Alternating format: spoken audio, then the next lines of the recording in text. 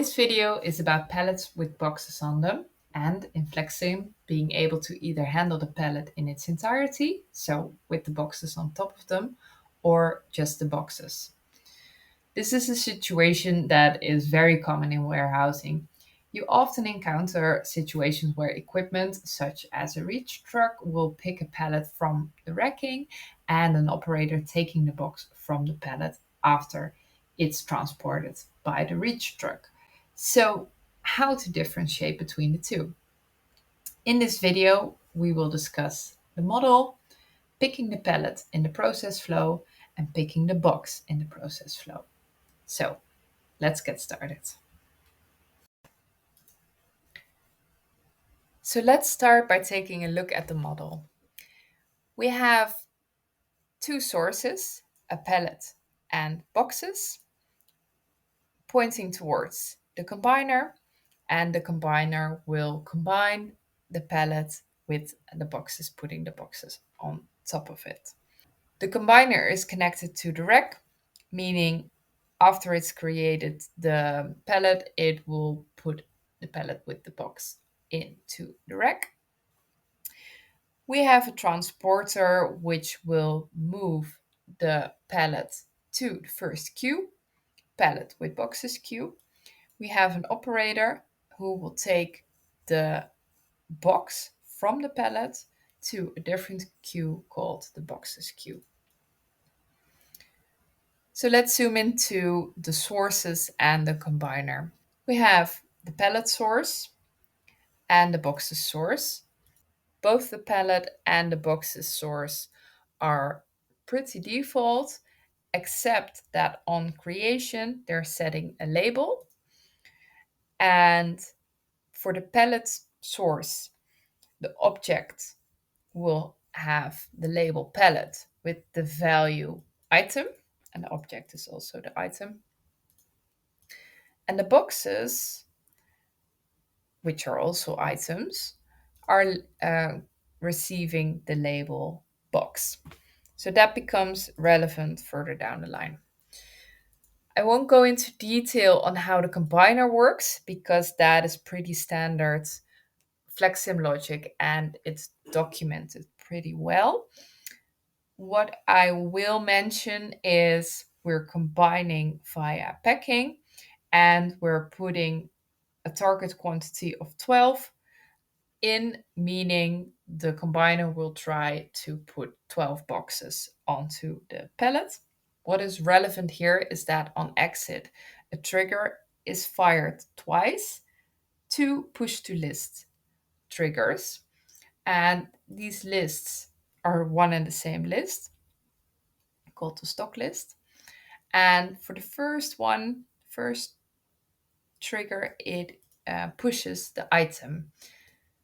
And once the pallet is combined with the boxes, the pallet is considered the item. Second trigger will also push to the same list, but it will push the subnodes of the item. And in this case, the subnodes are the boxes. So this is the command that you need to enter in order to do that. And that's it as far as the combiner settings go. All other elements in the model are controlled by the process flow. So let's look at that next. So here we have the process flow. And as you can see on top, it has a list, which I've named the stock list, and which refers to the global list I've created, and which you can see in the toolbox called stock list. And this list has two label fields, one called pallet and one called box. So let's zoom in into picking the pallets first. I've created a source with an offset time of 20, meaning we will wait until the pallet is created and put to the rack before this source fires a token.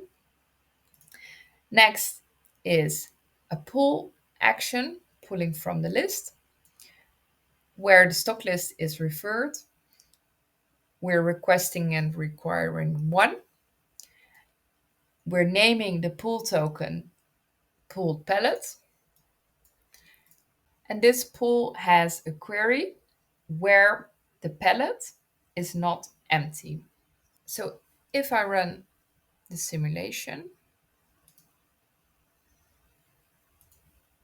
we can see that the stock list has entries, 13 entries to be precise, one pallet that is in the rack, we can see it over here, and 12 boxes that are on that same pallet. They're all pushed to the same list, but only the pallet has the pallet label and the boxes all have the box label. So this is why we're creating this where query. And if we put it like this, the only option to pull is the pallet. Next, we're loading the pallet simply by the executor transporter 1. What we're loading is the token, the pool token we've just created called pool pallet from the item container, which is the rack in this example. Next, we're unloading it by the transporter again for that same token with that same label again to the first queue called the pallet with boxes queue. So let's demonstrate that. So the combiner is creating the pallet with the 12 boxes. It's putting it to the rack. The entries are listed. The token is fired and the pallet is pulled from the stock list. So if we see the label value, it says the pallet, which also does not appear on the list anymore. So it's been removed from the list and added to the token. So this is what the transporter will be looking for. It takes the pallet with the items on top of them because we've combined them in an earlier stage, and it puts it to the queue. So next, we're picking the boxes. Again, we have a source. In this case, the offset time is 40, so it will wait until the transporter has put the pallet onto the queue. Then it will refer to that same stock list with a pull action. Here, we're requesting again 1, and we're assigning it to a token called pooled box in this case.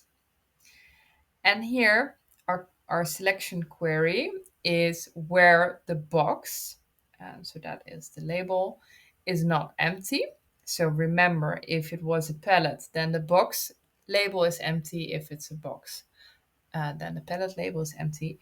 And we're ordering it by box in a descending order. Why? Because the combiner stacks the boxes from 1 through 12.